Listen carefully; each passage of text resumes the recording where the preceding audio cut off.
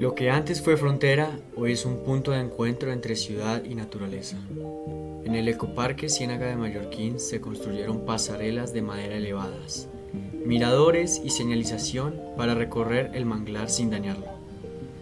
Es un diseño pensado para caminar, observar aves y entender cómo el agua nos conecta con la ciénaga, el río y el mar.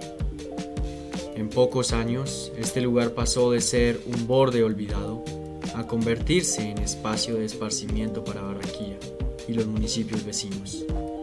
Familias, ciclistas, fotógrafos y visitantes encuentran aquí pausa y horizonte. Y no solo es paseo. Colegios visitan el parque para actividades de educación ambiental, aprendiendo sobre la vida del manglar y el valor de cuidarlo. Este cambio no es casualidad. Es la suma de decisiones públicas y privadas que apostaron por abrir la ciudad al agua, restaurar su ecosistema y devolverle a la gente un paisaje que siempre estuvo aquí.